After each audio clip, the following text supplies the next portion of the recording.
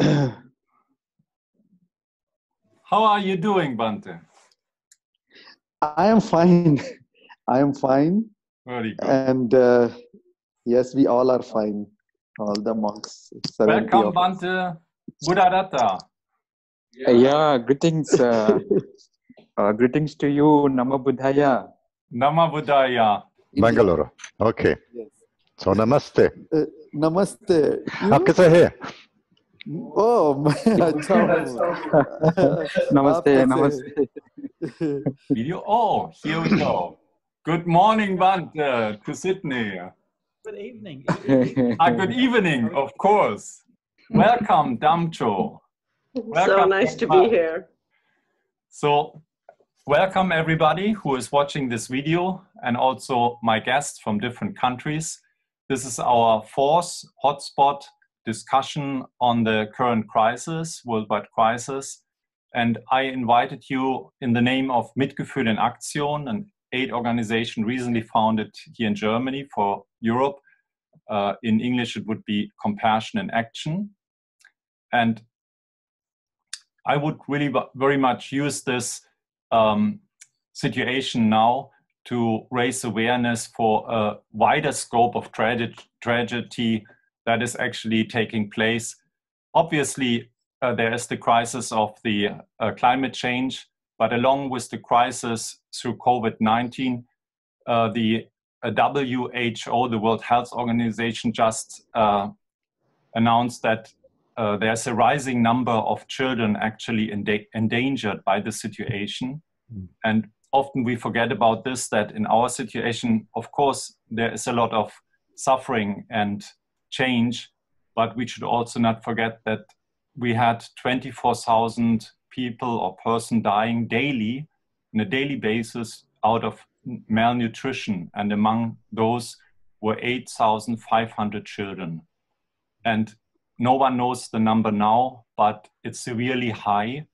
And I invited these vulnerable ones here on a discussion because at the moment, organizations like Buddhist Global Relief or our organization, we can't walk to feed the hungry. So I thought we can talk to feed the hungry. And if you watch this video and you feel you can contribute and help, I ask your generous help for those organizations who are helping those really poor children and people out there.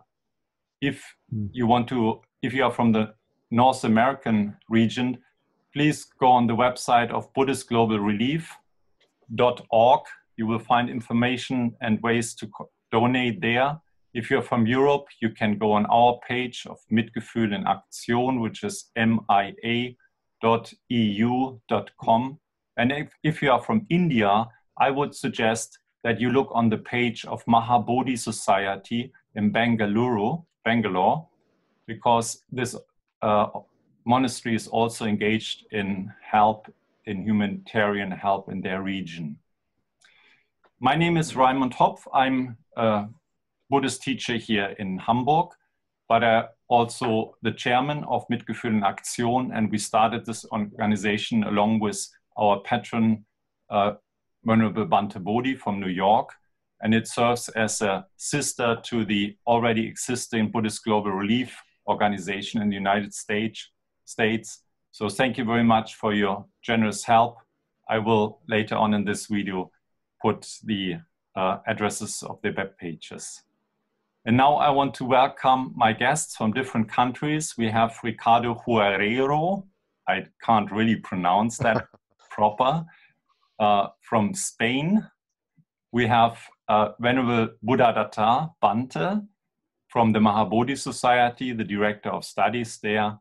We have also Bhante Ananda from the same monastery in Bangalore. You've been here before. Thank you for coming again. We have the Venerable Bhikṣuṇī Jampa Tsedroen, better known as Dr. Carola Roloff here from Hamburg. Welcome again. And we have Lhundrup Damcho, now from Virginia, but you are actually active in the Spain-speaking countries of Middle and probably South America. I'm not sure. Welcome very much. did I already welcome Venerable Bhikkhu Bodhi? I think you did. Maybe not. Yes.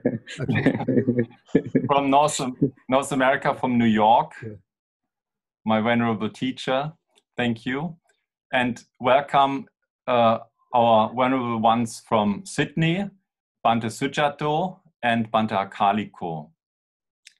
So I would like to ask Bhante Bodhi again to start with the homage, and then let us join in a short silence meditation of good wishes for everyone out there.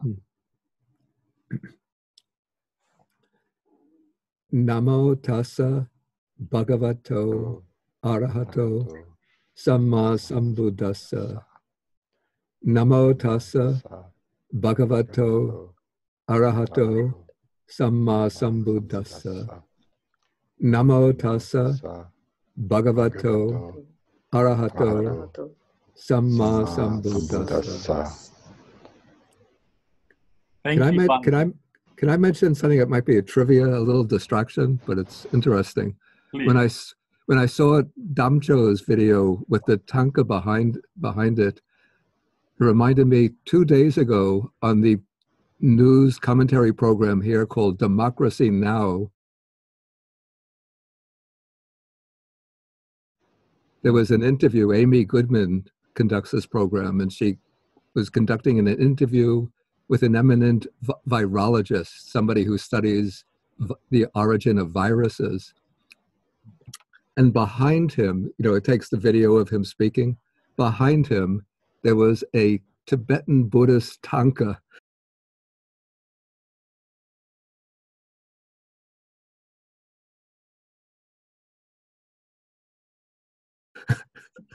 And first, I didn't think twice about it, since it's something that one might normally expect with the kind of videos I'm on. But suddenly I realized that this was not an interview with a Buddhist teacher or an eminent Buddhist figure, but with a professional scientist. And he's speaking there with the Buddhist tanka behind him. As far as I can see, it should be Avalokiteshvara tanka, isn't it? That's right. Yeah. Yes. That's the one that Damcho has behind her.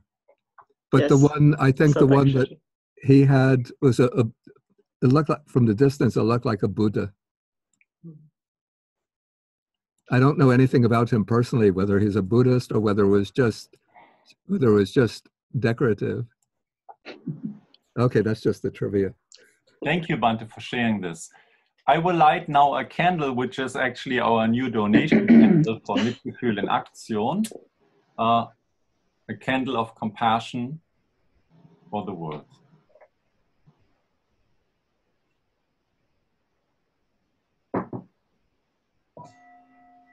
Now I will use the singing bowl for a minute of silence, meditation, and good wishes for this world.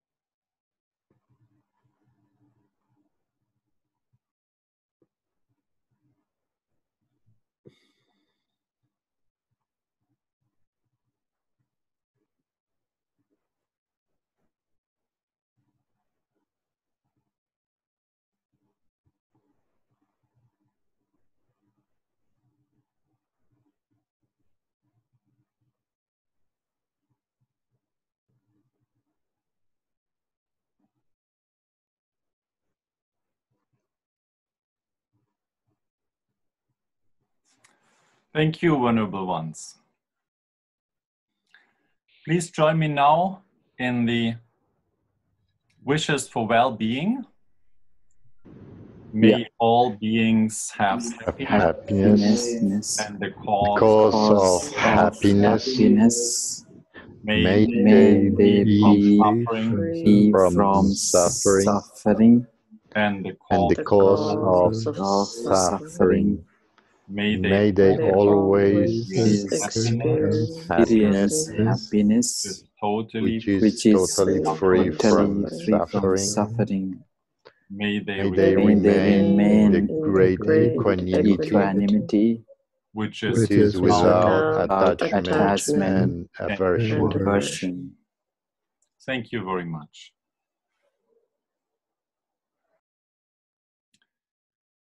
So I will repeat the question that I sent to you, but you may have your own question because my question was your questions. I wrote to you, to what extent will our community or social system be changed by the crisis? And to what extent will the present possibility of many states to intervene in fundamental democratic rights of freedom change our society? What does this mean in the long term or long run for us Buddhists and for the societies we are living in? And how can we offer care of the dying and their families in spite of lockup and restrictions? Which questions arise in us in the completely new dimension of a worldwide pandemic and consequent changes by COVID-19? This is just for your inspiration. I would like to start with Bhante Ananda because you have to leave soon. Welcome. Please introduce yourself shortly. Thank you so much.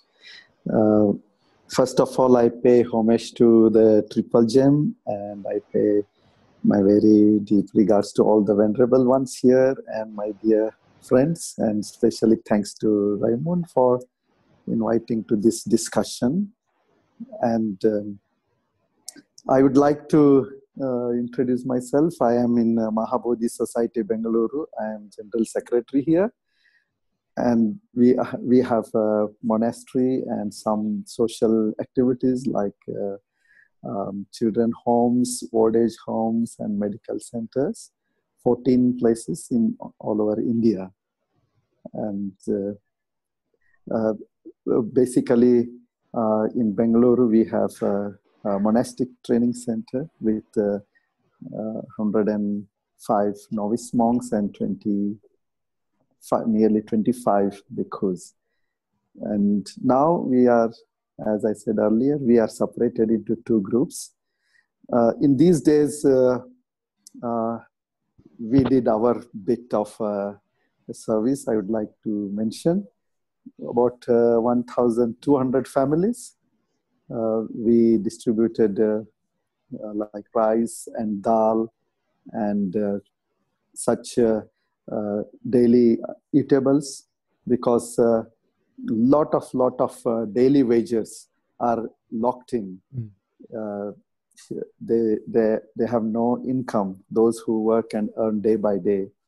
So especially in some slums, we did that here and in other places, in other towns where we have Mahabodhi.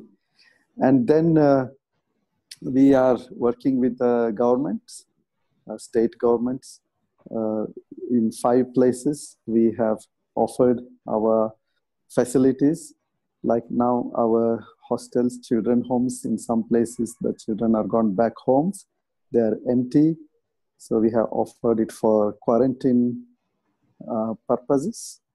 And the college in Namsai also is offered as quarantine place. So like this, we have done small service. And apart from that, every day, 3 times we are giving Dhamma talks and meditation and Parita chanting. 1 time in Hindi, 1 in Kannada, and 1 in English. So that is another important thing. So what I have seen here, the situation, the people are getting a little bit frustrated because 21 days lockdown was there. It was curfew, full curfew, and it has been extended by another nearly 18 days, I think. So totally 40 days. So now when they heard the second extension, people were a bit really frustrated. Though on one hand, they know that it is important for this curfew, but on the other hand, it is not like in our monastery, at least we have little space to walk around. Whereas most of the houses, which are just small with 2 rooms or 3 rooms, they don't have any place to walk. And if they go on the street, the police will just catch or chase them back. So this frustration is coming up. So I feel this will continue during this lockdown. And once they come out, there is going to be huge economic problem. So more than this COVID-19 itself, I feel the later on economic problems, which will create chain reactions, that is going to be a big challenge. And we have to prepare as just normal participant to contribute in the national and global interest, that we have to do our bit. As Buddhists, I think we have a lot to do. And first of all, I feel what I get feedback, a lot of people are contemplating on life itself, about death, about sickness, about purpose and how to struggle the next. These things, basic life situation contemplations are, I think, very good opportunities to start with teachings of Buddhism.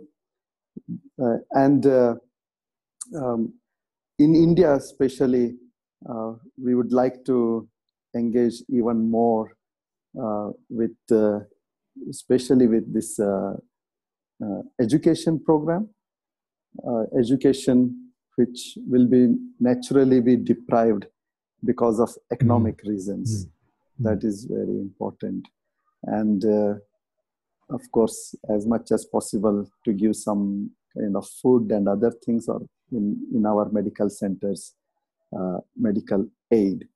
So this is what we thought. And what I felt is we have to now train up. We don't have enough monks.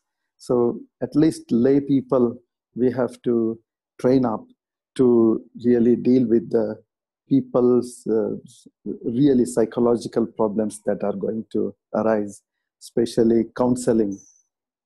So maybe in our research center, our Buddhadatta Bhanteji can tell about it, that training of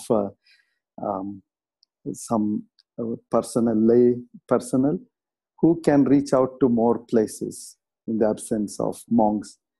I think that is the urgent need in India. That is what I feel. Yeah. Is there anything at the moment that scares you or raises your concern related to measurements by the government, or do you feel this is all very appropriate? Yes. In India so far, it is okay. We have, I think, around 15,000. Now it should be around 15,000 positive cases and about 500 deaths. In compared to other places, it is much less, but still, like it has started in one of the biggest slums of Mumbai, which is a matter of big concern. But the government is taking really, really very good initiatives. And for example, in Bangalore, we are on this street called Kalidasa Road. And because we are in one place, so many of us together, the whole road and surrounding areas are sealed. It is not just lockdown, it is sealed. That means nobody can enter at least 300 meters, 400 meters near to us, anybody. And we also very restricted. We can go, only one person can go out and bring things like that. So in Mysore also, we have 200 children. So they have sealed throughout that area. Like that, they are taking a lot of measures. And though it is this lockdown and sealing, these are not the permanent solutions. These are really it's a very good time that we can take for managing or preparing for future when the lockdown is opened. In India, they have done, now there are more than 120,000 beds available. Now it is 15,000, but 120,000 beds are available, and I think 6,000 or so intensive care beds. So from the government side, they are doing their best.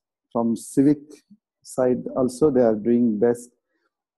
But how long this lockdown can control, it is like controlling. But I think it will need some other solutions once it is open. Yes. We saw moving pictures from North India, where usually you can't see the Himalaya, but now there are Indian places where you can see the slopes and the snow on the Himalaya. So it seems that it has at least a good effect on the environment. Of course.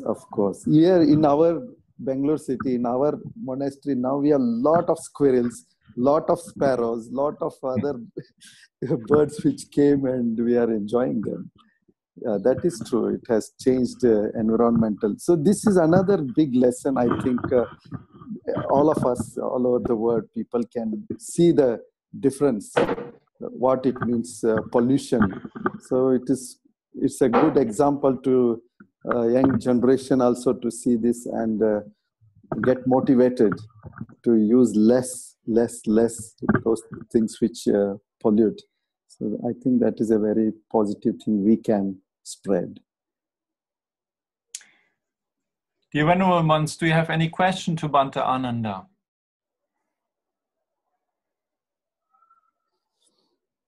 Yeah, can I ask a question? Please. Yes, Bhante. Yeah, Venerable, good to see you once more, and it's so good to hear about your responses and everything. I think one of the concerns that I have here is, and you alluded to this, but is the measures that are being taken now, are justifiable in extreme circumstances. Yes, Bhante. They should be temporary, and the government should, relax them once things get back to normal. And I'm wondering whether you think that that's going to happen in India, whether the government's going to take the opportunity to put in permanent emergency measures. I know when I lived in Malaysia in the late 90s, that they still had the emergency laws from the 1960s were still current. So this is my fear, is that they're not going to do that. So I wonder what you think is going to happen in India. I think in India it will not happen, Bhante, because the Indian democracy, Indian freedom is quite, it has become quite established and quite strong. In 1975, only one time emergency was declared, and that has been like a black spot in whole of Indian. This one everywhere, everybody, they recollect it as black spot. I think that will not happen. People by nature are, you can't suppress such huge population because there is no instrument to do that. So, and having said that, it is also important that certain times these measures have certain things we have to, the government has to do by force. Now in this lockdown, initially there were certain violations by some groups. Now the government, in the beginning, they gave time limit. Okay, don't do. Then they said they will implement certain sections under which they can arrest. And then in some places they had to say, if you go ahead like this, then you will be booked under like something like murder, like something equal to murdering. Okay. So Really? like that. So then it came under control. So certain times that kind of force is also needed, but I think this will not continue surely. Maybe next week they're planning a step-by-step relaxation of this lockdown. But if it spreads again, I don't know what is the solution. Again, it has to be locked down. That's the biggest fear. Yes, Bhante.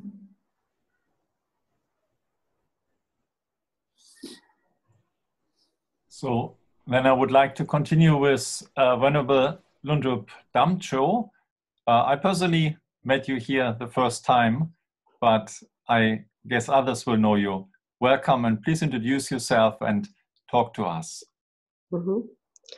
Thank you very just much. A moment. Yeah, sorry. Before Damchoji's talk, may I take leave?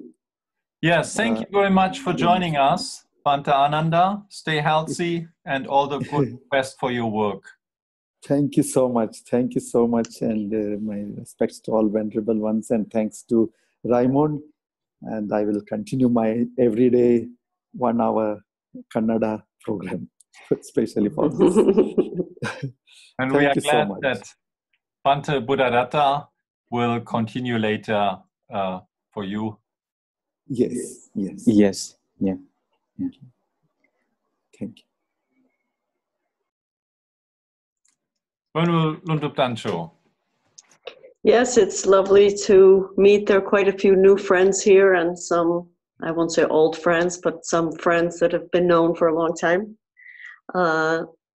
I'm part of a small monastic community that is connected with a rather larger lay community that's Spanish speaking. We have been based in Mexico for a long time, but our model is a little bit odd and quite well placed for this moment. We've not focused on having developing centers, physical centers. Most of how we've functioned has been to visit different places, to move around, to travel a lot, and to offer everything that we're offering online as much as possible.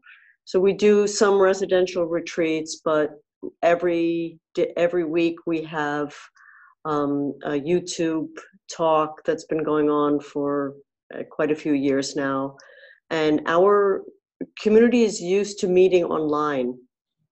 We have online meditation halls where there are different practices, different pages where different practices can be done, and scheduled group practice sessions. We have online courses. We have a 6-year online study program. And so we've been working very hard on building community around the Dharma that people can connect with from wherever it is that they are. So that's meant that our response to this moment has been virtual. In a certain sense, it almost feels as if what we created, the platforms where we can come together that we've focused on creating, seem almost to be made for this moment when people want to continue their practice, or they just want to connect with their refuge, where people are looking to feel connected, that human element that we need even if we're enclosed, and where people are already used to interacting in a way where we try to preserve the human affective contact that is so important and that really needs to be factored in when you're working online. So we had been in 3-month retreat when all of this was building up, and all we received was a prayer request for coronavirus, a virus affecting people in China and other countries, which didn't come near to giving us a hint of the dimensions of what we would encounter when we came out of retreat. So we fairly quickly organized to do a 1-month online retreat where people just, we webcast practice sessions once a day, and people join them online or they can watch it later, and have tried to make ourselves present that way. With only one exception, we don't have any organized efforts to provide hands-on care, but we've very much focused on encouraging people to connect with local groups, which we've been doing for many years now. We have especially in Mexico, but throughout all of Latin America, including Spain, Mexico, Central America, South America, and all of the many other places where Spanish-speaking people are living overseas. So there are many, many people who have left their homes in Mexico, Central America, South America, and also Spain to live elsewhere, to really encourage people to, when we're developing compassion, to understand that compassion moves towards action. And so we like to have people seek out people who they can work with locally wherever it is that they are. The one group where I did start a project which interestingly is called Compasión en Acción, or Compassion in Action, in 2005, which focuses on the community comes together, prepares meals, and then there's one plaza where they've been going on Sundays and offering a meal to over 100 people who are living in the streets or in the parks. And unfortunately, one of the team leaders of that project, they divide by week, and each week someone is in charge of making sure that, who brings what ingredient and who's coming to cook. One of the team leaders became infected shortly after they had held one of the food distributions. And he's been on a ventilator for over 2 weeks now and is in quite serious condition. And so that group has suspended its activities also by government order. They're not allowed to engage in that activity any longer. So they're looking for ways to work with the local authorities, but they've had to suspend that activity. So that's sort of by way of giving a sense of what it is that we're doing.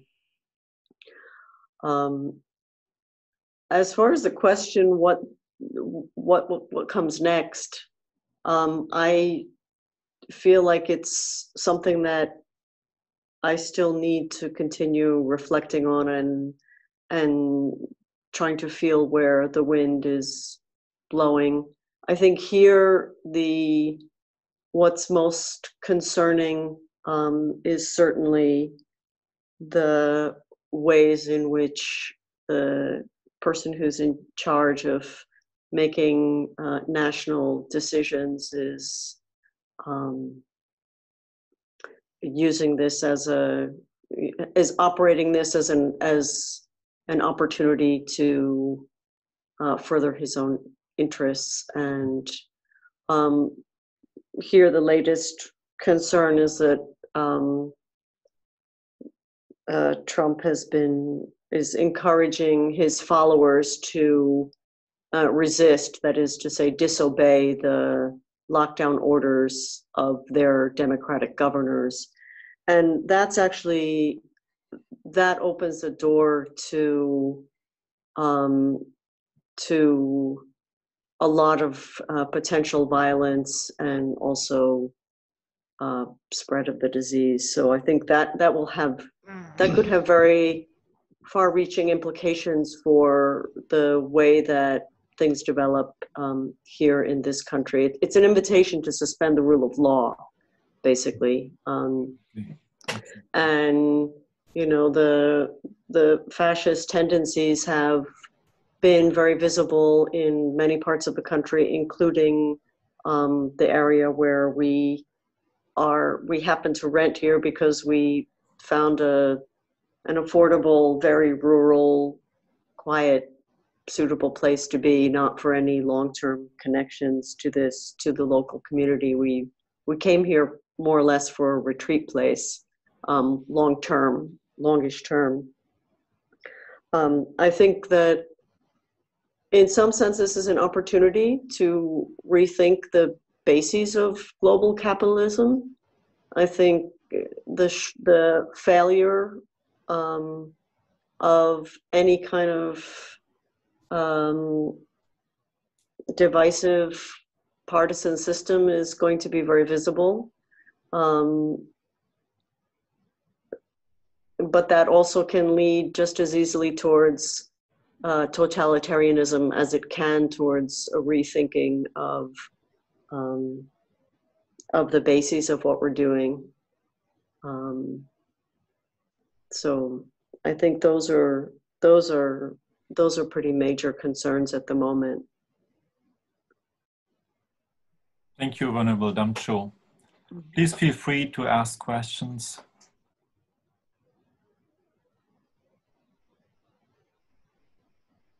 Please, Carola, but you have to turn off your audio, your voice again. Yeah, Venerable Damcho, nice to see you here. Nice to see you too, Jampa. I was just wondering how many people are actively joining into your online program you are offering. I mean, so how large is the community by now? The month-long retreat that we're offering now, we have 2,000 people registered. For the live sessions, I think people who join in live, maybe about 400. Many people, that particular hour that we've chosen is not necessarily always fine. I think most of the rest of the people are then doing it at other hours. Our YouTube channel, which is an important way that we do outreach, has about 100,000 subscribers now.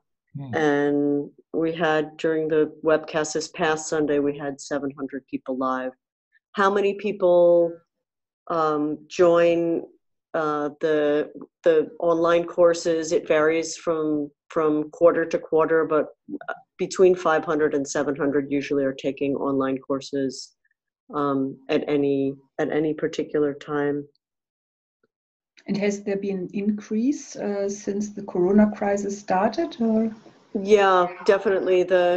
Our online study, or rather meditation halls it's increased by, I don't know, 10 or 15% in the last 2 weeks. We just looked to see what's going on there. So we have regularly scheduled meditation sessions, and those have been, there's no limit to how many people can join. We have probably around, at any given moment, we have between 30 and 50 people in the meditation halls doing guided online meditations during those sessions, or using, just going around and doing using whatever video for guided meditation that they wish.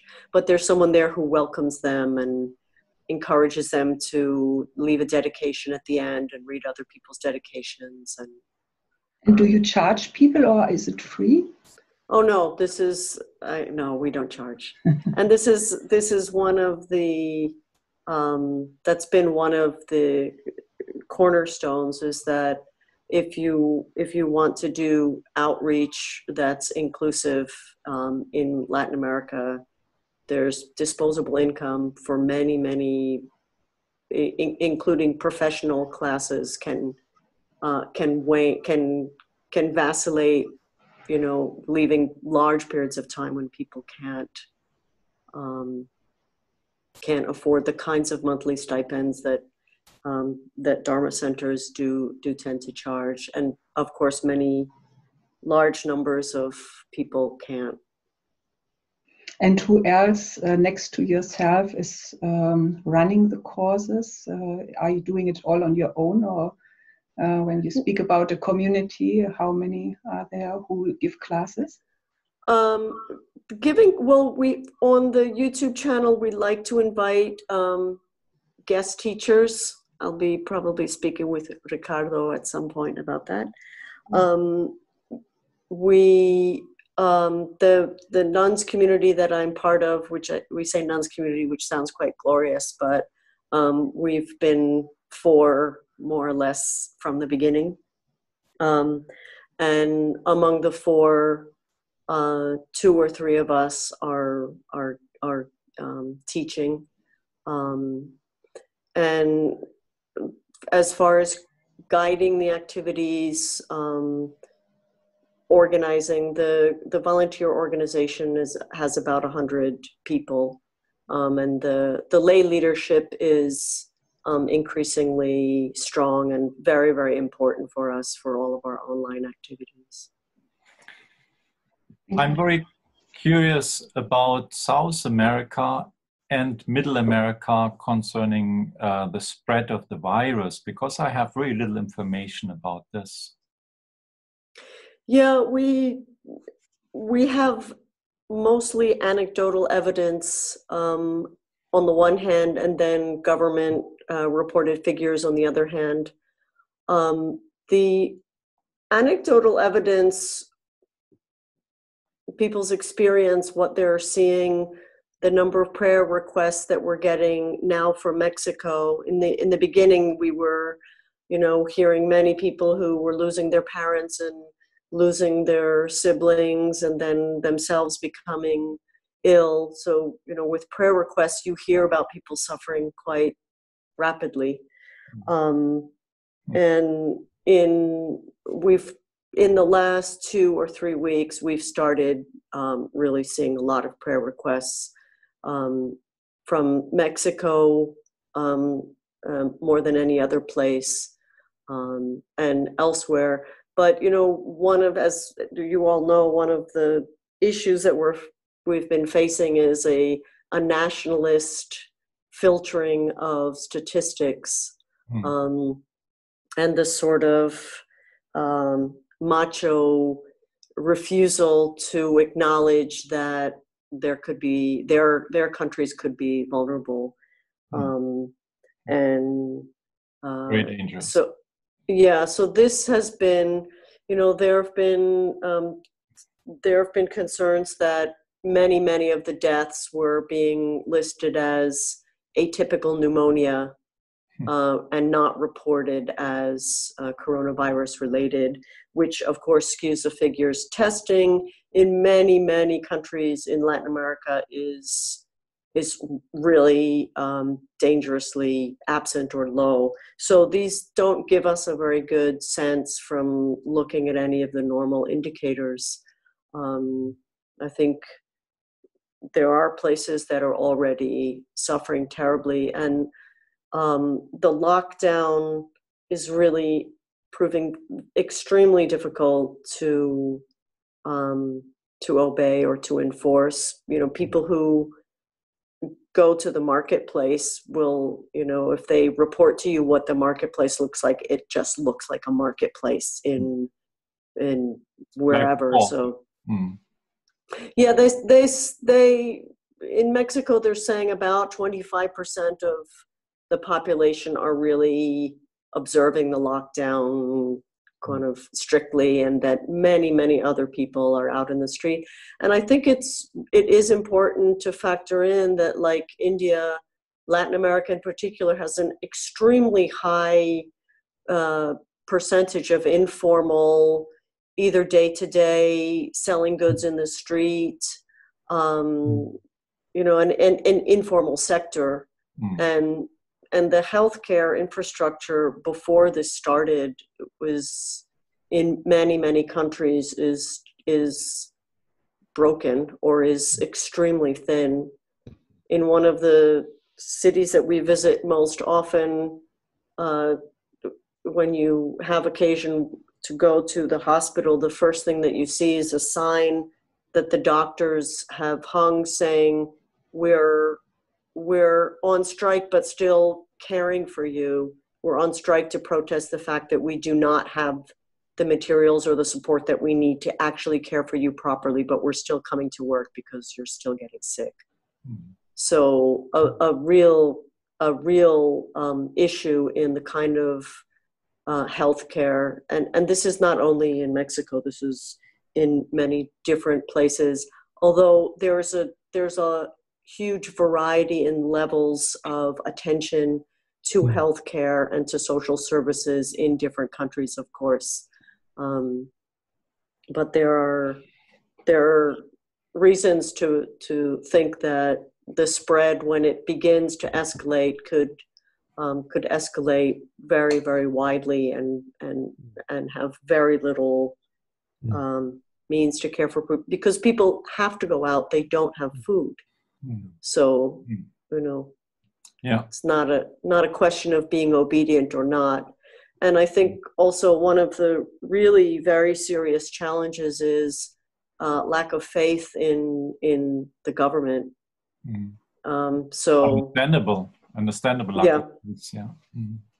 But that makes it even less likely that you will obey orders that are, leaving your children hungry. Thank you for sharing this. I wonder, Bhante Bodhi, if we may continue with you, because you are a little bit north of that region that we were just talking about, and I'm really concerned what's going on in New York and in the States, and what your take is on the situation politically. Well, first, as far as the spread of the COVID-19, I'm as much dependent on news sources as any of you, since we're in this rather remote monastery in the woodlands of upstate New York. And we don't go out of the monastery and nobody comes into the monastery. So I don't see with my own eyes what is going on. So I depend entirely on news sources. But what's taking place around the country is a kind of tension between two positions. One is a position which is being promoted by President Trump and his coterie of supporters, that it's time to start opening up the economy, to bring the economy back to life. If there's a little drop in the rate at which cases are escalating, then they think that now we've reached the peak of the pandemic, and now we're ready to stabilize and start opening up the economy. And one thing that's been taking place over this, well, actually several things have taken place over this past week. One, I'm laughing, but it's a rather sad development, and that is early this week, Donald Trump announced that the United States will stop funding the World Health Organization. And the way this works is that he's trying to it's a little bit, again, comical, even though it's sad and tragic. He's blaming the World Health Organization for not taking quick and effective action to prevent the spread of the virus back in middle January, right through early February, when he himself, during this period, was repeatedly saying that we're not going to get the COVID-19 in this country. There's only been one case of 5 cases. We have it under control. One of these days, they're just going to wake up and it's going to be completely gone. It's a miracle. And he was holding rallies in which he was declaring that this COVID-19 or coronavirus, that this is a hoax being launched by the Democrats in order to bring down his political standing and to get political advantage against him. So he's, on the one hand, he's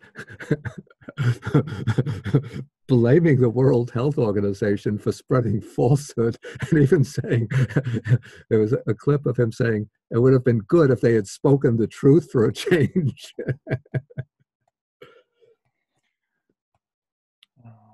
It's very embarrassing. Yeah, so but actually it's very serious, dangerous. And it's not only Trump himself, but he has this news channel that we have here, Fox News, which is really, it's a propaganda machine for the ultra-conservative movement in the country. And from the beginning, they were also sending out the same kind of news, the same kind of comments through the population that this is a hoax, that the virus is really nothing more than the common cold. It's not to be taken seriously. And probably, I think, at least 50% of the people in this country who depend on cable news get their news from the Fox station.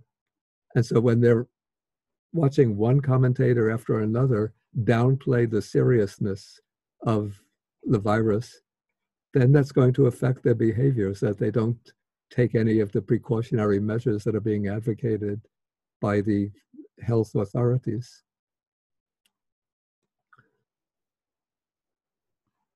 Okay, so I said that there's sort of conflict taking place between 2 points of view. One is that we have to start opening up the economy, taking certain precautionary measures, they say, but we have to become active, get the businesses functioning again. And in a way, this really plays very directly into the needs of people, because people are not able to work. And if they're not working, then they're not able to earn the money that they need to maintain their lives. And so that kind of point of view is getting strong support. On the other hand, particularly the governors recognize much more clearly than the federal government does the gravity of the situation and the need to maintain the methods of control that have been instituted in order to prevent the continued spread of the virus. Yeah, and that's another point. So another major problem in this country, probably you don't experience this in Europe, but there's very, very strong skepticism about the validity of science as a body of knowledge. And so the right wing in this country portrays the scientific community and the views of the scientific community as being part of a leftist socialist plot to undermine American freedom and free enterprise. Yeah, so people will not listen to science and won't believe the scientists. And we saw this past week, just a few days ago. I think Venerable Damcho alluded to this.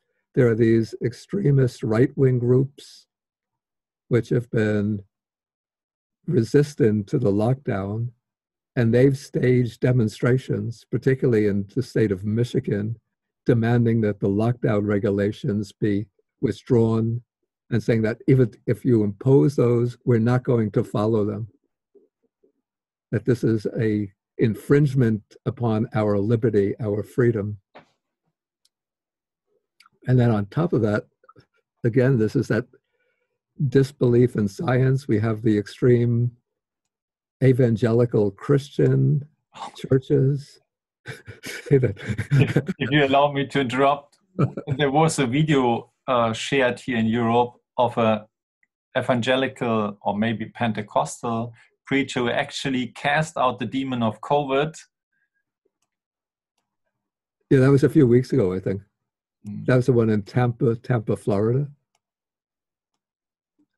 Yeah, but several of those evangelical pastors have themselves come down with the coronavirus. I think 1 or 2 of them have died from it. And they hold these big religious observances, particularly last weekend on Easter, bringing together hundreds, even 1,000 people into the same hall with no protective measures, no distancing, no wearing of masks, in open defiance of government regulations. Yeah, so the number of cases, I think it's not escalating as sharply and as rapidly as it was over earlier weeks, but there's amongst the rational science people who are able to think empirically, there's apprehension that if we start letting down our guard and think that we could return to normal, there's going to be a second major wave in the spread of the illness. And also what's coming out into the open now, what's facts that are emerging, is the way the coronavirus has a disproportionate impact on communities belonging to different races and different economic classes, so that the impact is much, much greater in Latino communities and in African American communities. Largely, probably for several reasons for this. One is that being of lower economic status, they're not able to access the health care that more well-to-do people are able to access. Another is that they often have large families living in very crammed quarters, small apartments, single rooms. You might have 4 people in a room, 6, 7, 8 people in an apartment. And so when you speak about social distancing, keeping 6 feet between people, it's virtually impossible for them to do that. And then a lot of them who have jobs have to go out to work in order to maintain their families, themselves and their families. They have to go out to work. And so they're exposing themselves. They're coming into contact with people and exposing themselves. Can I ask you about the situation around New York? I heard interviews with coroners. Is that the proper English word? With those who are actually taking care of the dying, and the numbers are too many. Coroner, yeah. Coroners, yeah. There's, as far as I know, no way to really conduct a proper funeral. Yeah. They are collecting them by trucks. Yeah, refrigerated trucks. Yeah. And even burying in mass graves. Yeah. Is there anything by anyone offered as a help for the relatives, or how they are actually dying, totally alone, isolated, like in Italy, or? Yeah, this I don't know. But what I should also add is that because of the very poor, slow, inadequate, and politicized response to the outbreak of the pandemic in this country, the healthcare workers, doctors, nurses, hospital staff have not been provided with the protective equipment that they need to protect themselves. So lots of doctors and nurses and hospital staff are coming down with the illness, and quite a number of doctors and nurses have died.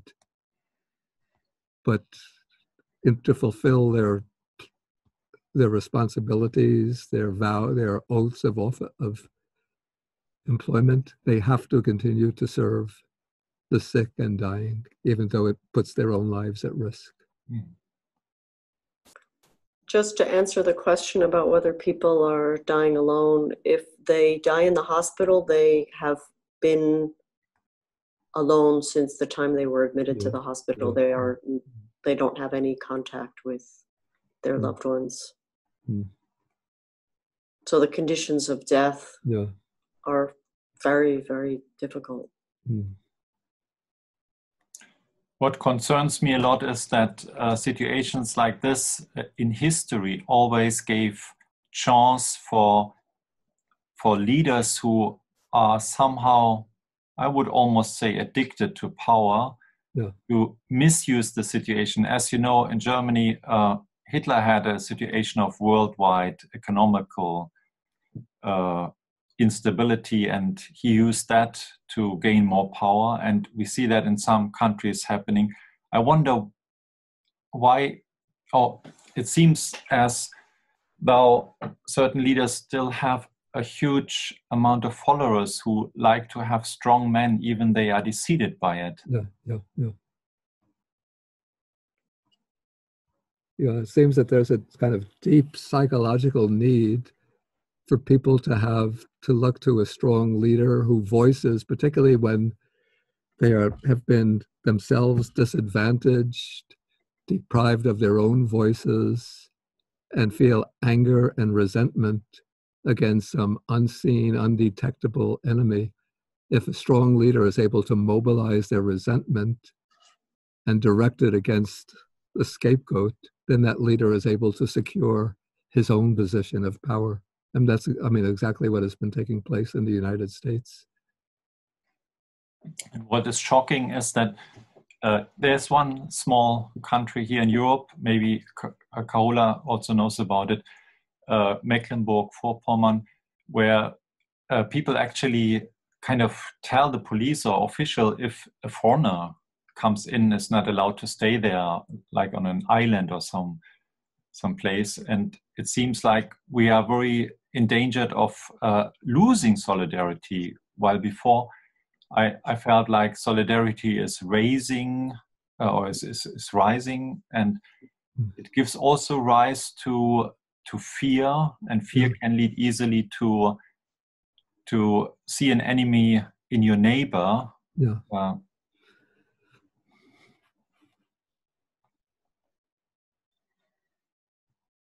What is that country in Europe? Mecklenburg-Vorpommern. That actually, it's not a country; it's a state, one of the 16 states of Germany. So thank you for correcting me. So yeah, you can maybe also say country, but it's a bit misleading. Yeah, but it seems that people like to build up fences when they get afraid. So it's always a question when fear is arising, how people deal with the fear. And I think, many tend to build up fences to build up a distance to others to protect themselves. And I think the opposite of fear is somehow openness and trust. Yeah. That so if you believe that you can learn from others, and that others can inspire you, like different cultures also, you are open to meet people of different cultures, different beliefs, and so on. And then there's not so much fear. And others who have a lot of fear, they also want to have, as Venerable Bhante said, I mean, they have this tendency to look for somebody superior who will tell them in easy words what to do, you know, and they don't really check what is behind. They don't check the facts. They don't check the truth, but just follow this person, believing somehow that it is a strong person. But in my view, if I may say this, Trump seems to me a very weak figure, you know, not strong at all, right from the beginning. And it's really, I mean, it's really frightening, as Raimund said, comparing, I don't want to say now, I want to compare him with Hitler, you know, but we know from our German history,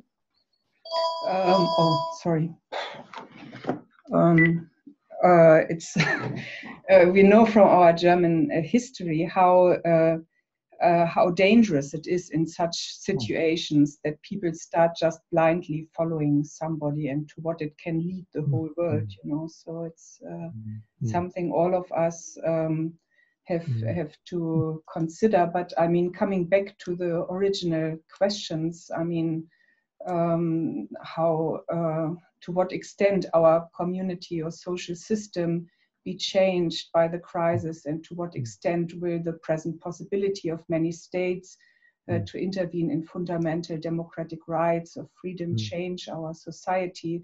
I mean, I also can't predict, but I don't want to go to this negative side, but still hope that people will become more aware what is really important and meaningful in life, and that they really understand what it means that we are all interconnected, and that even all these boundaries are just seemingly boundaries, but in fact, when something like a virus, and this will not be the last virus, you know, I mean, there will others come because of the whole instability of the environment. I mean, it's very clear the connection with the environment and not enough environment protection, and now all these diseases coming up one after the other. And I mean, we have to be prepared, and we can only manage if we,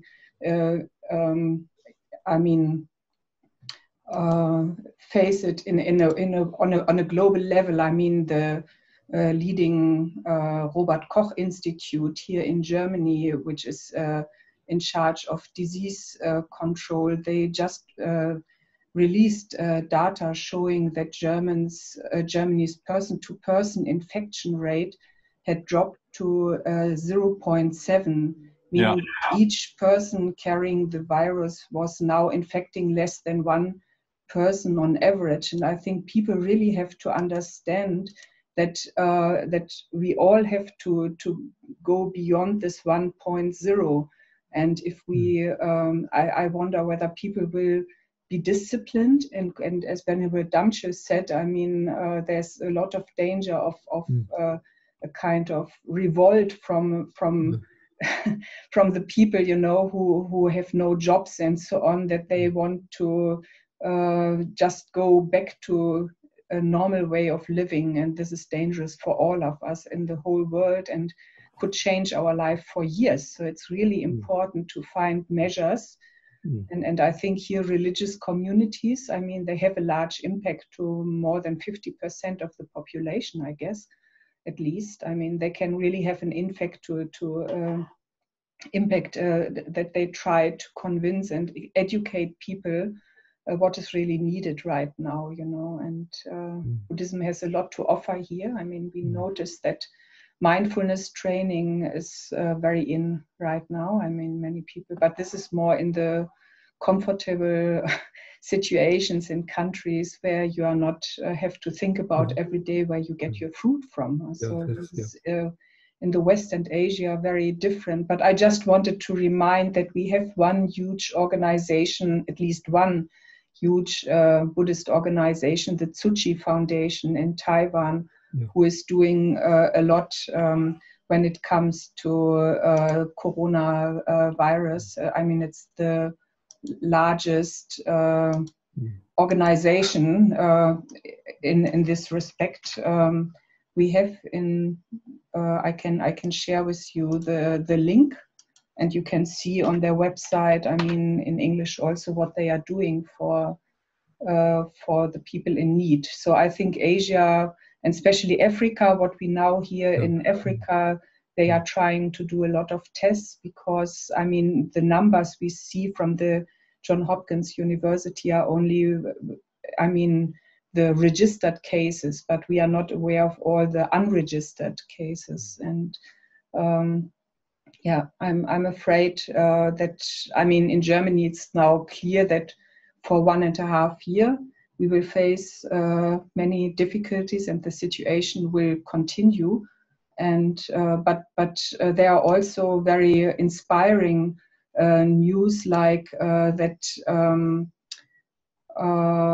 Bill Gates is helping with, I mean, setting up. I think he donated another $150 billion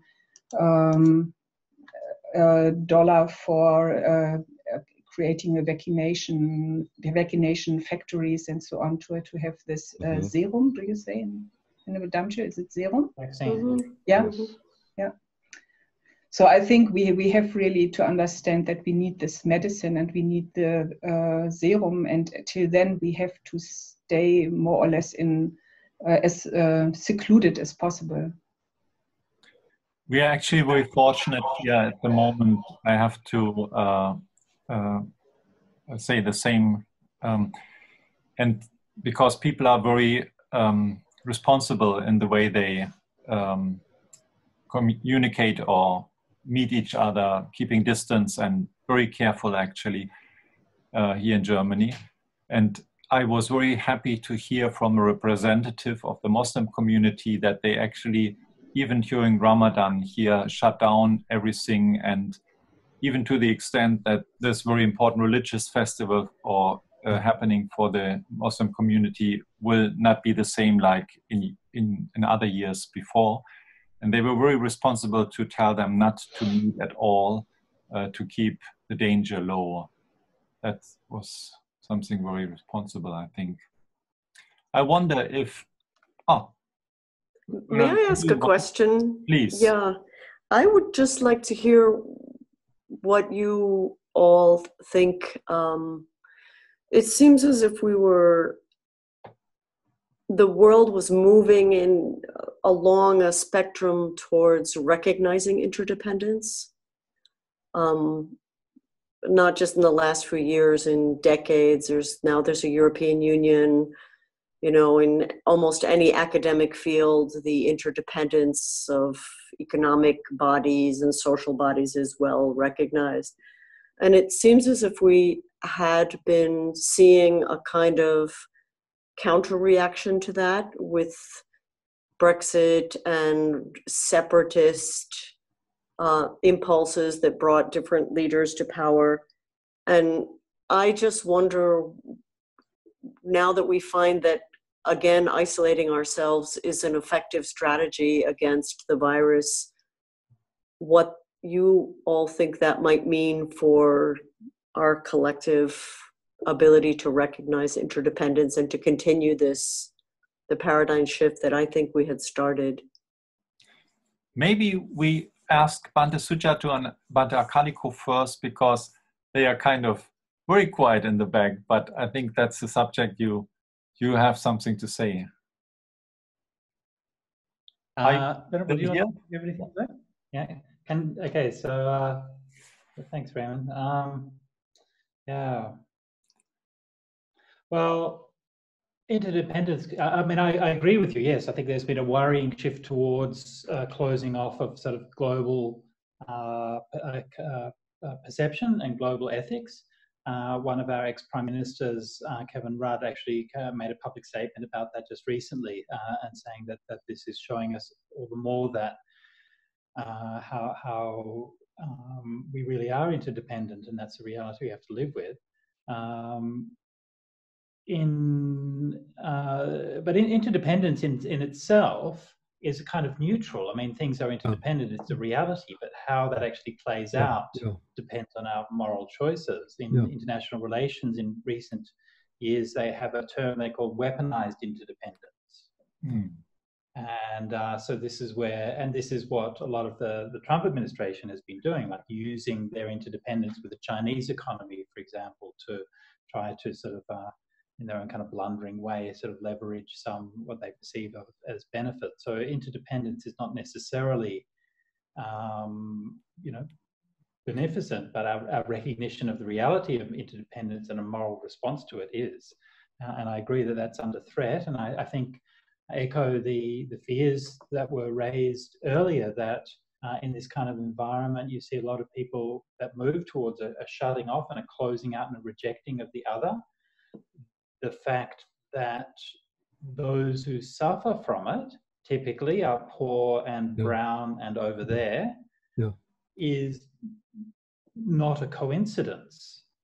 I don't think we can anymore say that there's a kind of innocence to the fact that we're going to deny that there's a problem and act as if it doesn't exist, while at the same time the people who are suffering the problem are someone other than us over there who look different from us and have a different religion.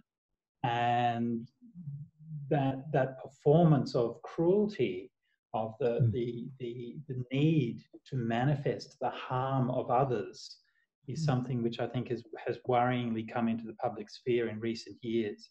When Bhikkhu Bodhi, when you mentioned just before about the scapegoat, that was actually the word that was in my mind as well. And this is such a fundamental psychological mechanism, the idea that we can't acknowledge the reality of the evil, the wickedness, the badness, that we have anything wrong with ourselves. And so we take our sin, our bad karma, or whatever it is, and we externalize it and we place it somewhere else. And I think this is a big part of the appeal of the present incumbent at the White House, is that as a pathological narcissist, he is completely incapable of recognizing any flaw in himself, like not just reluctant to do so, but cognitively incapable of it. And his whole life is projection. Everything about him is projection. And so when he says the World Health Organization didn't make any response and then that's endangering people, of course what he's saying is, I didn't make any response and my actions are endangering people. And so that people are identifying with this figure whose entire personality is about projection and scapegoating for anybody who they can. And this, I think, is kind of the great fear. In Australia, and I think I mentioned this in the last talk, in Australia, I think our response has been not too bad overall. There's certainly some things that are worrying. There's been some police heavy-handedness and people being slapped with heavy fines for sitting in a car park and eating their lunch or something like that. And there's been a few incidents like that, but I think it's been on the whole not too bad. I do, like our government and our political system has not gone so far to the extremes as we've seen in a country like the United States, but we have seen worrying steps in that direction. I mean, one thing that I've personally been involved with and seen here in Sydney, our current administration, politically conservative administration called the Liberal Party, but don't mistake the name, it's a conservative party. So the Liberal Party has for the first time started using abortion as a wedge issue for driving apart society and getting on board their supporters, which of course is a major theme in American politics for many decades. We have really seen that in the same way here in Australia, particularly for getting on side the members of conservative religious communities who are recent immigrants to Australia, Muslim communities, Sikh communities, Hindu communities, who can be riled up using the issue of abortion to get on side with the Liberal Party, who of course have been opposing immigration, opposing multiculturalism, opposing the rights for all of their people for all of these years, but then they can get them on side. So we've seen things like this happening as well, of course, as the climate change denialism, which is a major feature of the Liberal Party. I mean, don't even get me started on the topic of a Liberal Party and climate denialism. But so this is all a definite concern, and my hope would be, as Damcho implied, my hope would be that through this we can reflect, as Bhante Ananda said earlier, chance to be quiet and reflect, that we can recognize our connections with others, and that we can move towards a system that's going to be less cruel and more compassionate. That's my hope. My fear will be that the opposite of all those things would happen. I think we have felt, like in the last week or two, we have felt like an increasing sense of like almost kind of despair and worry among people, like losing their jobs. People like Sri Lankan community members some of them have been talking about having to move back to Sri Lanka because they can't afford their rents here. And so these kinds of things are starting to grow. But having said which, the direct effects of the virus are so far not even close to the scope of what we've seen in the States. So that's still quite different. Do you have anything to add? Yeah, the effects are really starting to bite. So you can tell people, there has been a change in people's attitudes. And we have heard things. I mean, Australia is a wealthy country, a developed country, but there are still people here who are hungry and who don't have enough money for food. They don't have any work. Rents are high in Sydney. And so the people most affected are people who are international students who are already paying large fees to be here, who don't have any rights to work and who don't have any health protection. They don't have any income protection. They've been very disadvantaged by this, and they also, they're trying to study. So those people have been affected. People who are casual workers have been affected, and they're also people who are what we call the precariat. It's people who are already living quite precariously, and so they have very little funds in reserve to pay rent and to buy food. So those people have been affected, and of course the arts industries, all casual workers, all those kinds of people have been affected. And so stories are starting to filter through to us. We're quite isolated also. We don't really see a lot of people or go out much in the world, but those stories are starting to filter through, as well as really beautiful stories of people wanting to help and people setting up food distribution places, which unfortunately have also been closed down because of the health risk. And that was the Indonesian Buddhist Society, yeah? Yeah, there was an Indonesian Buddhist Society here who is still doing it maybe on the sly a little bit. And also the area that we live in, an Indian area, these restaurants decided to start offering free food to international students, but that was also shut down. But there's been a lot of community groups popping up online of people sharing and caring for their local communities and volunteering things like, you know, to go and get food if people are isolated and those sorts of things, which are very beautiful. And just little things like children going out on the streets and chalking, using chalk to draw pictures so that they can kind of communicate with other children who are also in isolation, and things like putting teddy bears in windows. So these are some very small signs in an affluent country that's not that's not very affected by the virus, where people are coming together to show a sense of support for each other. And it's a very beautiful thing, and that people are showing that compassion. But there are those other sides, which is, you know, the $1 million worth of fines handed out in one state over one weekend to people who are disobeying the social distancing laws. And as Bhante mentioned, some heavy-handed police actions. And I think it's important to remember that when we talk about, you know, these big strong men and this lurch to the right, that it's not only the figureheads involved, and that these have a very real impact on the way that people behave at the local level. And those people who are predisposed to petty displays of power might take that opportunity too, just as on the larger level, politicians are doing the same thing. So what I've seen in Australia, in the communities that I work with, is that people's underlying tendencies are becoming magnified. People who are prone to anxiety are becoming more anxious. Those who are prone to compassionate hearts are becoming more compassionate.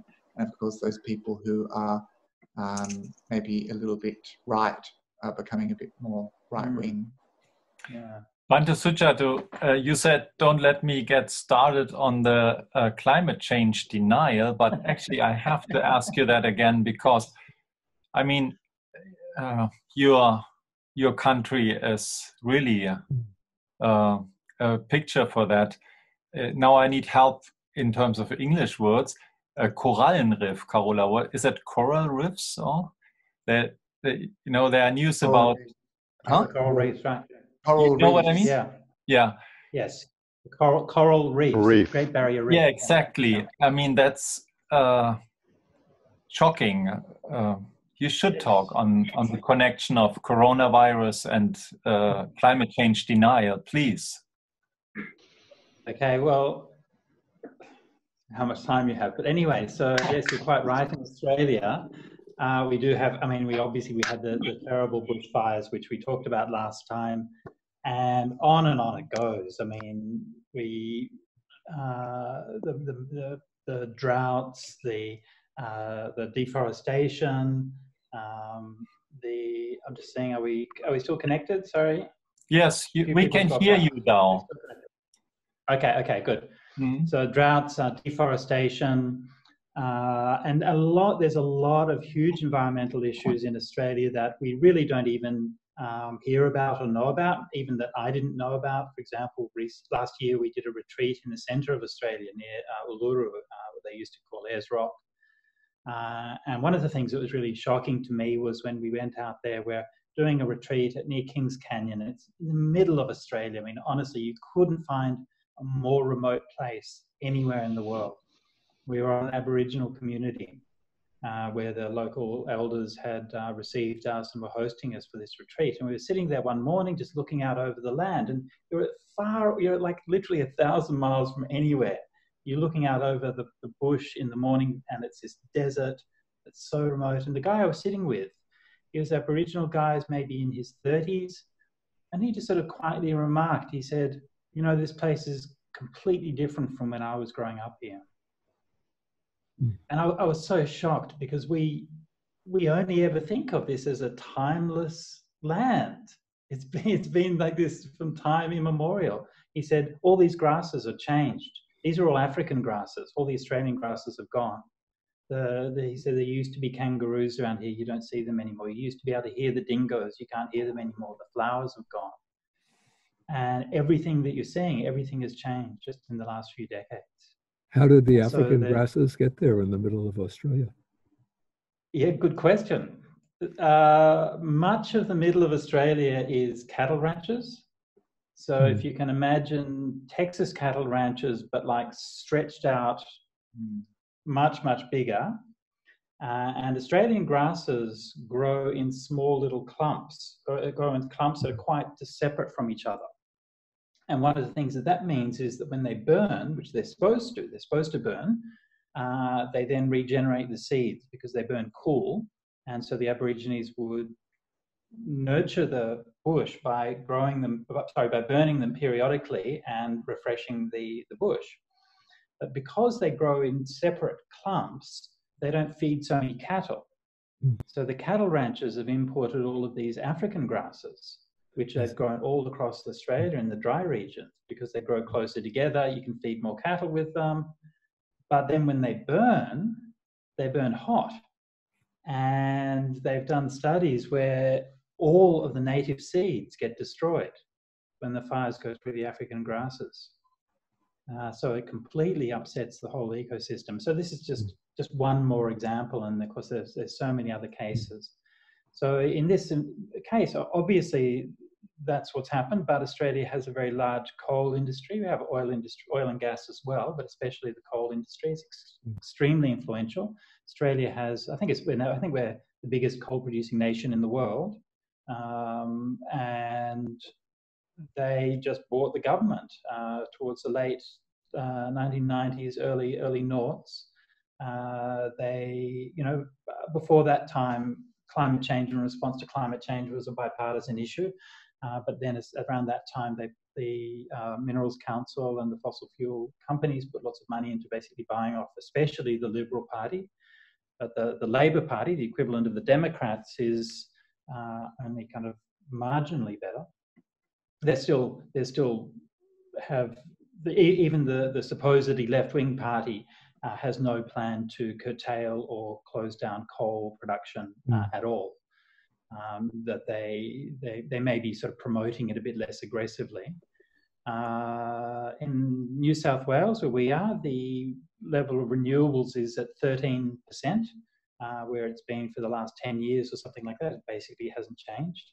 And the current administration, when they came into power a couple of years ago, aggressively dismantled any effective action on climate change, dismantled the carbon tax, closed down the Climate Change Institute, and basically closed off all the action on climate change. And that's where we are. The last meeting that we had here with the government before this, then this had come up, where our spy agency, ASIO, the equivalent of the CIA, the head of ASIO had given an annual public talk where he had spoken of the threat to Australia from the rising prevalence of Nazi terrorist cells. So this is coming from the head of Australia's intelligence agency. We're in danger because of the rising prevalence of Nazi terrorist cells. When this came to the government then started talking about terrorists of left and right. Right? So the intelligence agency is saying we have a problem with extreme right-wing terrorism, and the government says, well, we have problems with terrorists of the left and right. And when they're pushed, what do you mean by terrorists of the left? Then they're vacillating and back and forth. But what they really mean is Extinction Rebellion and climate change experts. And so I was in Parliament House, and this was being said by the minister. I'd been at an Extinction Rebellion rally the night before in that minister's constituency, as it happened, in Parramatta. So that the night before, I'd been walking down the street past his minister's offices.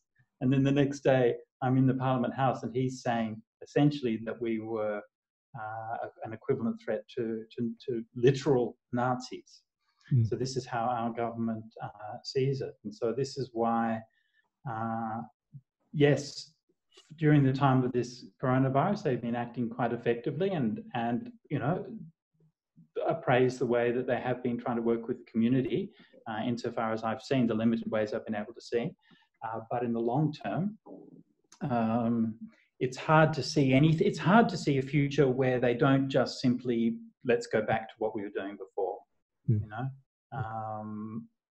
I did read an interesting article the other day which said that the climate denialist handbook is exactly the same as the corona denialist handbook. Right. And it's the same kind of things, and it is kind of a very right-wing strategy, which is just to deny and suppress and shift the blame. And pump out information, disinformation. And deny the science, as Bhante Bodhi said. I'm so glad to hear, Bhante Sujato, that you joined a demonstration of Extinction Rebellion. Yeah, really, thank you so much for that. I know that the biggest subgroup probably in this movement is the Buddhist Extinction Rebellion group, at least as far as I know. I really think that we all have to speak out and be active in this whole process, especially as Buddhists, because it is a part of a global unawareness of interconnectedness. I also know that Bhante Bodhi is speaking out a lot via his channels, and I'm glad that he's doing so. I think we should really be engaged. We can't sit back on our cushion and just meditate for the well-being of all beings. Actually, we are on a burning planet, and this is a super wonderful chance for beings to develop, to from a Buddhist standpoint of view, to use the time to hopefully free their heart. And for that is a very beautiful environment that we are also responsible for. So thank you very much for that. I mean, for me, like personally, see, my problem is that I mean, I would like to just sort of stay, and isolation is great, you know, and I can work on my studies and my Pali texts and do some meditation and be perfectly happy. But at the same time, we feel like, you know, have this responsibility for the community, and to try to do what we can to help. But this is, I mean, for myself, I'd be like, yes, let's keep isolation for as long as possible. I find myself looking at the news, they're saying they're going to be relaxing the isolation, and I'm like, oh, can't we keep it for another month? But we're very lucky, and we're very well looked after. That's true, so, I do feel for others, May I ask a questions to thank you for your patience, Bhante. Please come out and speak. My questions to Bhante Bodhi: how is the situation at Chwangen Monastery? And I heard a couple of Dhamma talk from Bhante. Is Bhante giving teaching online from the monastery? Only online. There are no public functions taking place here. So I just I have the classes, 2 classes a week, a Dhamma class, which will take place this morning. So I'll have to leave fairly soon. And then the Pali class on Monday afternoon. And then I gave a few independent talks, short talks, sort of to give some consolation and like guidance talks to people who are, you know, suffering under the lockdown. Yes, Bhante, thank you so much for those wonderful talks. I also got benefited from the talk. And I also said such reflection to the people here. And they're very happy to listen from Bhante. And is Bhante well taken care in the monastery? I'm astonished that there seems to be like an inexhaustible supply of food here. Nobody goes out shopping, but I asked the kitchen staff, where is the food coming from? They say that in the basement that they had stored up with an abundance of food. Sadhu, sadhu, Bhante. But you're also very active via Facebook and other channels to evoke awareness, Bhante Bodhi, which I'm very grateful for. I don't really use the Facebook very much. I just post things that I find interesting there, but I don't, check it out very often. No, but you actually do a lot of posting lately, I recognized. A few times. Yeah. So, Ricardo. Sorry, just to interrupt. Venerable Bodhi, you're saying about the apparently inexhaustible supply of food. There's a legend about that from, and I can't remember what it is. It's one of those middle period Sanskrit texts, maybe a Shokavadana or something, and about the monastery in Kushinara. Are you familiar with that story? And there's the monastery of Kushinara. So all of the pilgrims used to come, right? So they would never know who was going to show up, right? So you just got this monastery, and there might just be a few resident monks there, but then all of a sudden 1,000 pilgrims come down the road, right? Yeah. And nobody knew why there was always plenty of food, right? No matter how many people that came, there always seemed to be the right amount of food, and so there was this kind of mystery about it. But nobody really realized that in the kitchen there was this one very, very devout lady who would always go in the morning and offer her prayers and worship to the Buddha and say, through the power of all the Buddhas, may we have enough food to feed anybody who comes today. And so miraculously, her pots never became empty, and she always had enough to feed everyone. Thank you so much, Bhante, for sharing the story. Ricardo, you have been very patient too. Oh, tell me. I was very, very interesting talk, and I was listening. No problem. Why don't you introduce yourself a little bit more, even though you have been there last time? Okay. My name is Ricardo Guerrero. I am the president of the Hispanic Association of Buddhism. In the last years, we've been trying to open a Buddhist center here in Spain. Originally, we come from the Theravada tradition, but finally, we didn't manage to do it. So we don't have a center for the moment. But we are very active in a certain way, working in collaboration with the Spanish Institute of Buddhist Studies, based in Mexico.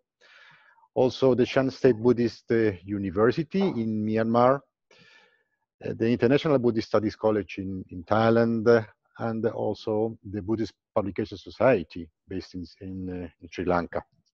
So, our main activities are spreading the Dhamma in different ways, and the most important one is translating books on Buddhism and about Buddhism.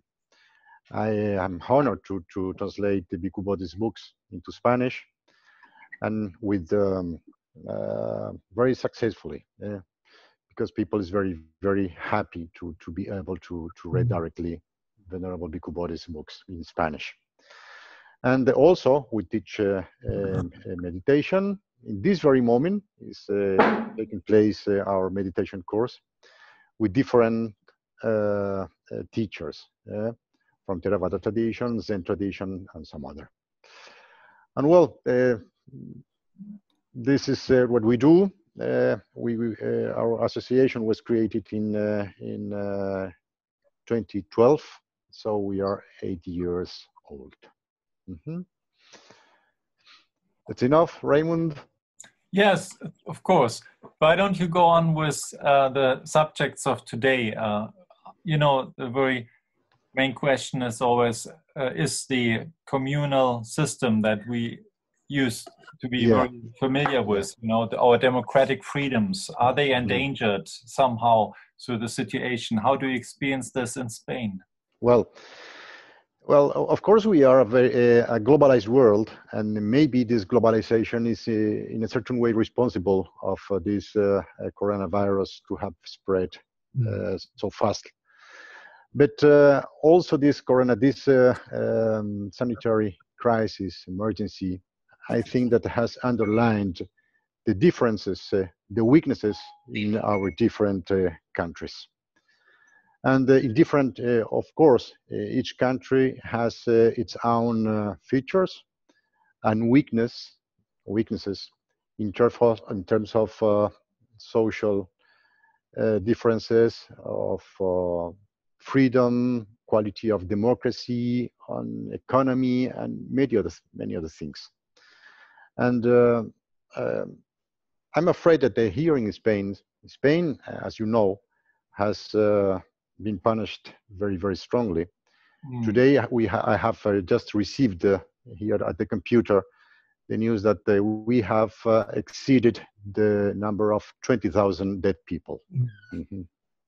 And I'm afraid it's going to be much higher, because in Spain's structure, where we have a kind of federal structure, and in different regions, different autonomous regions, they count coronavirus affected in different ways. So finally, I'm afraid that the figures are going to be much higher. And this, fortunately, as I had the opportunity to mention the other day, we have a very good and excellent health system, and everybody's attended. So nobody is going to be unattended, affected by coronavirus. But apart of this health trouble, health tragedy, I'm afraid we're going to suffer a very, very deep economic crisis here, and also political crisis. This is one of our weaknesses here in Spain. Historically, and for many other reasons, our politics, our policy, has failed in different ways to deal with this coronavirus.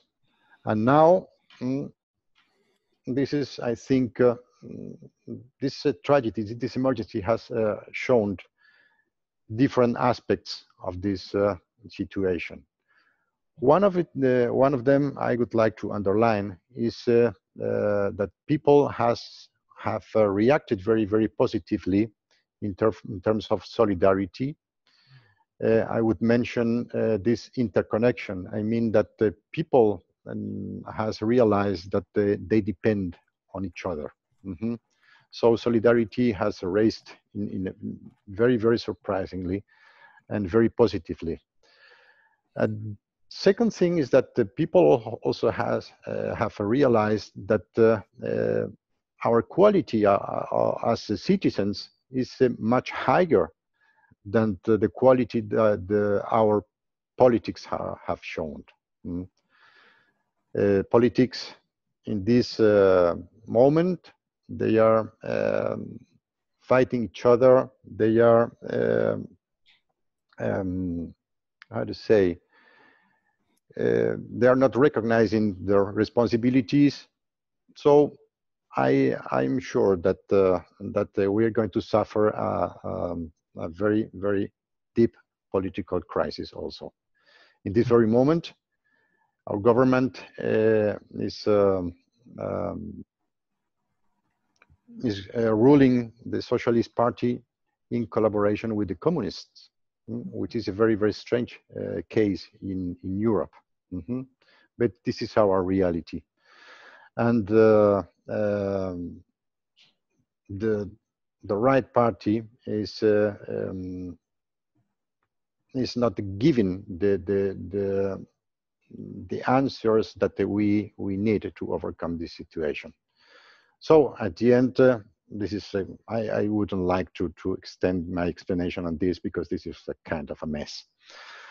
And finally, we're going to suffer also a social crisis with a very, very lot of people. I would speak about millions of people who are going to lose their jobs. So we don't know for the moment what's going to happen and how we are going to deal with this situation, with this huge problem in 6 months. I don't know if you agree, Raimund, Carola, and all Europeans here, that the European Union is not giving a good example, is not giving good answers to this problem as a whole. I think that this crisis is also showing that everybody's watching at their own problems are part of the general situation in Europe. So this is what I can tell you about how we see things here in Spain. We are very, very worried about how it's going to finish. Yes, I wanted to ask you anyway, Carola, please respond. Yeah, I was just thinking, you know, I noticed the same situation that worries me a bit. I cannot speak for Asia. And then for Europe, we see being active there that the conference for international NGOs has been cancelled, which was supposed to take place in April. And I mean, most of the people working there are working there on a voluntary basis, and also within the European Buddhist Union. So they are also trying to survive in this situation. They have to take care for their children at home. They have to worry about their jobs and so on. So they cannot serve the communities as usual, most of them. And somehow the monastic communities are very small, and they live a very recluded way of life, and are mainly doing their retreats and so on, and they don't become really socially active. Most of them don't. And here in Germany, I mean, I noticed that many of the Buddhist communities are facing existential threat. They are most charities, which different from the two main churches, the Protestant and the Catholic Church, receive no church taxes and no state funding. And they are even not recognized as religious communities in the sense of basic law. This is different in Italy and Austria, where they have official recognition, but I guess Spain and Germany is in this regard a bit similar. I think you don't have official recognition there too. And I mean, there are reports in the media that some Buddhist centers, like for example the Tibetan Center here in Hamburg, they have also since 1988 a 7-year online study program. So they have already all the equipments for online lectures, online teachings, and so on. And actually, they have for decades now a regular Buddhist meditation group twice a week. And usually only about 100 people fit into the temple. But now the online, when the first online meditation was given, 2,000 people joined, you know. So people really enjoyed that they have the opportunity without going there just to join the meditation course. So, but still, I hear even from those people that they are afraid whether they can manage, and they are constantly sending emails asking for donations, because they are working with a lot of professional staff. I think more than 20 people being employed at the center. So if all the courses and so on are not really doing, and they have 3 houses to run, it's quite a challenge. And yeah, so I wonder, you know, how this will change the Buddhist in Europe. I think in Asia it may be very different, but here in Europe, I mean, as you said, Ricardo, all the weakness is now really popping up. You know, you can see everywhere. I mean, the problems we have not really faced over many years. And but I mean, I remember when I was organizing public teachings of His Holiness the Dalai Lama in 1998, 1-week teaching in the Lüneburger Heath, not far from Hamburg in the countryside. I was the head of the project, and about 11,000 people came there. And I remember that also at that time, I mean, it brought up the weak points of the center, But afterwards, I mean, it has developed into a better situation because everybody could clearly see where is the weakness, and then they could learn from it. So if they don't fail, I mean, afterwards, I think we will never go behind our experiences, and people do make a lot of experiences right now, and therefore it will definitely not be the same world as before. It will definitely change. And I just hope that people will not forget too easily. Carola, I was going to say that I have different feelings about the opportunities Ricardo, that can arise. Sorry. Just a moment. Okay. Bhikkhu Bodhi is sending a message that he has to leave. Yeah, I'll have to. So I will give you a last word first, Bhante. Give me the last word. Yeah, just to say some words before you leave. No, I don't have anything else. Then Bhante, thank you for joining. Yes, Bhante. All the best to you. Okay. Take Okay, care. so Yes. thank you so much for hosting this. Yeah, regards to Bhante. Okay, okay. Yeah, thank you so much, Bhante. Ricardo, please go on. Yes. No, I was saying that I have different feelings about the opportunities that can arise for this crisis, from this crisis. I mean that in our case, as a very small organization, we always have been self-funded. So I'm sure that we will finally manage to go ahead with our activities. In the case of bigger organizations with different expenses and so on, they're going to suffer of this crisis because the funding maybe that they are going to fall. So in another hand, I can realize that for us as Buddhists, and talking about the Dhamma, I have noticed a very curious thing. In our society, who has been used to well-being, to be always based in a very comfortable way, now people is experiencing suffering, which is a thing that we have been explaining for years. And maybe people only had an intellectual approach to what we were talking about.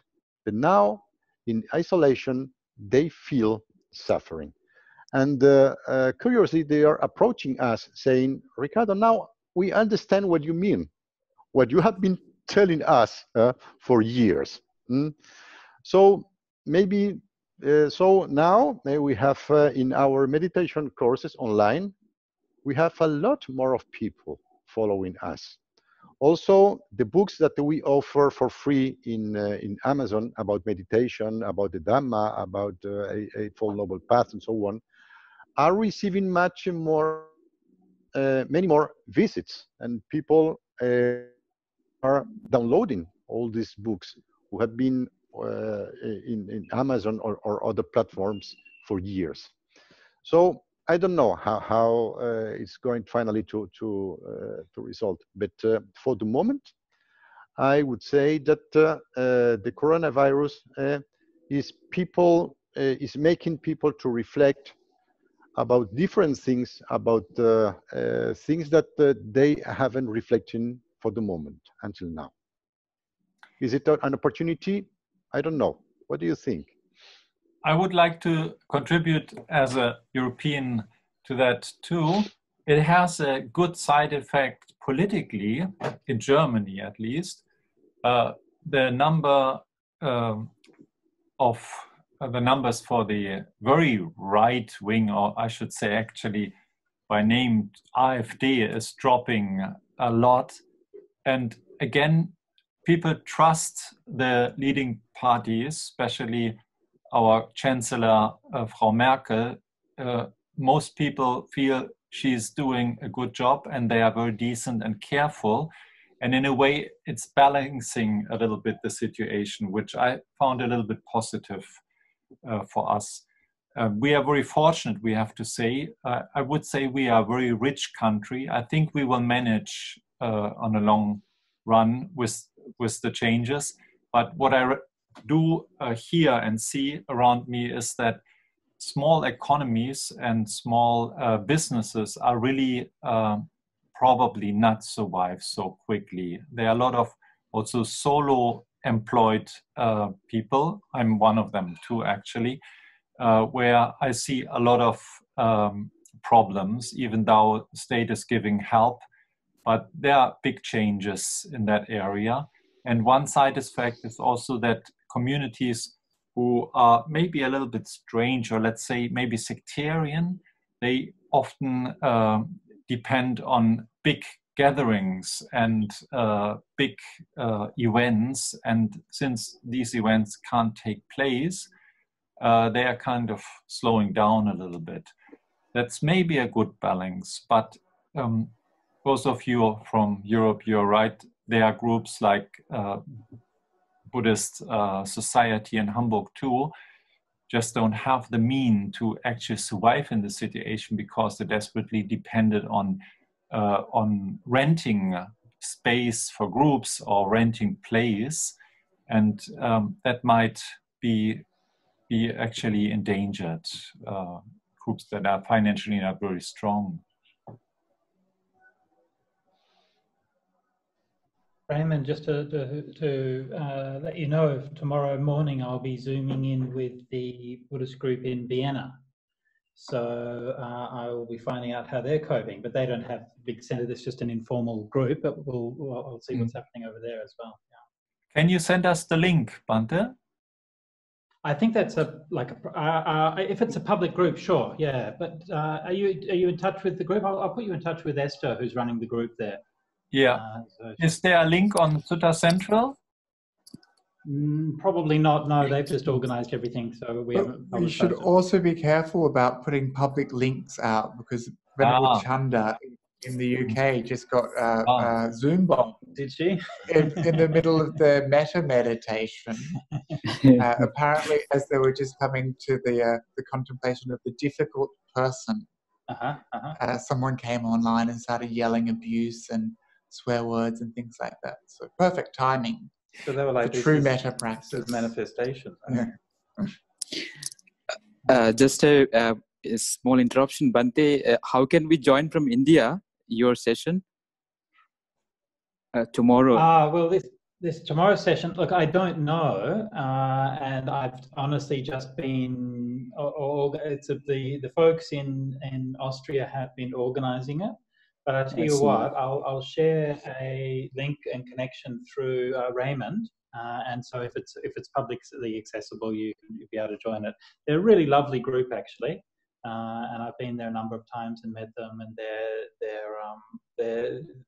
I do like the Austrian people. Like, with no offense to Raymond and Venerable Jampa, but Austrians are kind of like Germans with a sense of humor. Yes, thank you so much, Bhante. Please do share the link. We have another message from that was a joke. Jampa, anyway. that you have to leave, right, Jampa? So I wonder, should we call it off for today? Would you feel fine? Can we hear a little bit from the Bhante in India? I'd like to hear what's happening for him. Oh, yes. So then maybe first we should say goodbye to Bhikṣuṇī Jampa. We can't hear you. Carola. I continue to stay for a few minutes. Okay. Then before you leave, you tell me. Yes, please, Bhante Buddhadatta, please tell us a little bit about your situation. Yes, Raimund, thank you so much for the opportunity to be part of this group. And my regards to Bhante Sujato and other Venerable and Venerable nuns. As you earlier heard from Bhante Ananda about the situation in India and what are the steps we have taken from our Buddhist society to reach out the worst hit people in and around our city. So I will just talk about few points. First of all, this government, Indian government is taking good steps to keep the situation under control. And that's the reason why the people are very disciplined to follow the lockdown, even though it is now in the 4th week in a row. So that is not so much concerned about the COVID-19. But surely the healthcare is one of the biggest concern because there are many people who are very poor and they don't have jobs. And so for them, we are thinking to do something in our hospital, in Mahabodhi Hospital, especially in Arunachal Pradesh in the north of India. And also another thing is the meditation and counseling course. As Bhante Ananda also mentioned that people are frustrated and they don't know how to handle the situation. And we also observed that normally on Sundays we conduct Dhamma discourses here in our monastery, but there are very few people, 50 or 100 people that join. But now when we go live on Facebook and YouTube, we see hundreds and thousands of people there watching every day. So that shows that how people are actually, they're looking for some ways to handle their stress, their tension and worry. And another aspect is in India, the families are very big. They live in together, say about 5 or 10 people, they're living together. So they don't know how to handle that family situation. So there, these counseling things have a bigger role to play. So we are planning to start an online program to give counseling and retreat, meditation retreat to those people. And not only in Bangalore, but also in Arunachal Pradesh, in Ladakh, in Tripura, wherever we have our centers. And then one more thing, of course, we have a meditation center nearby in the outskirts of the city. We are planning to have counseling courses for those people as soon after this lockdown gets over. And for that, we need manpower.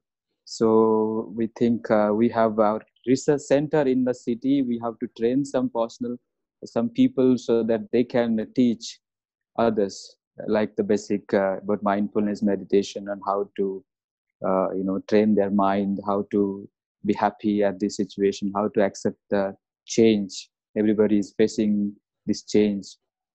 And of course, one more point is about the dana service.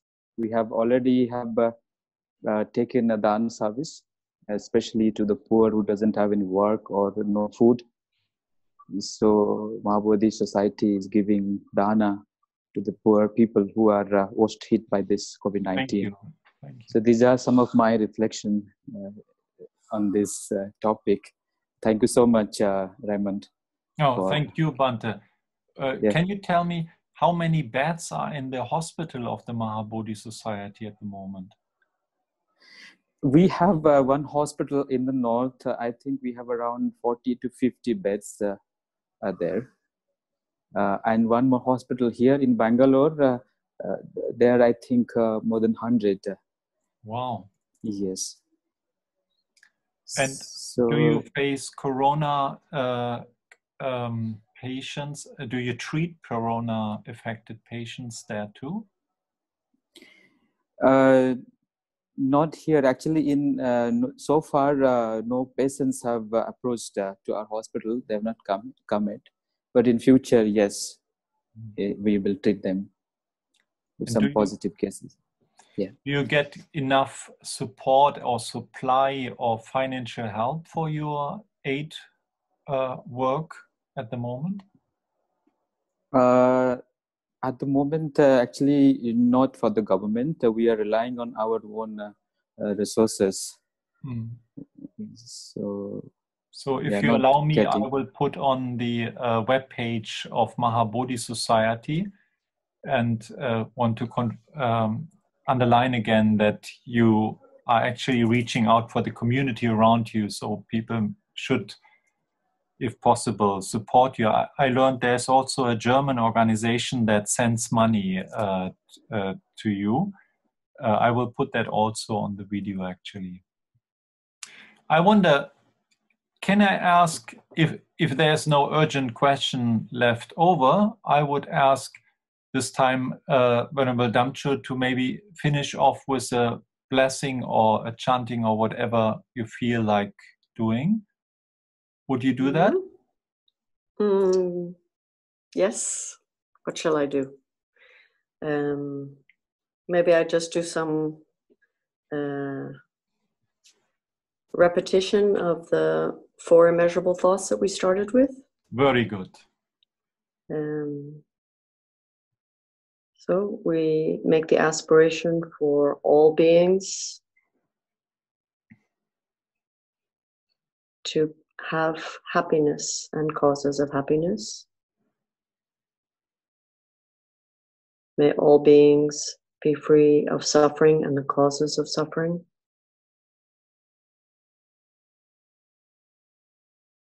May all beings experience a bliss, a joy that is free of any suffering. And may all beings abide in great equanimity, free of attachment and aversion.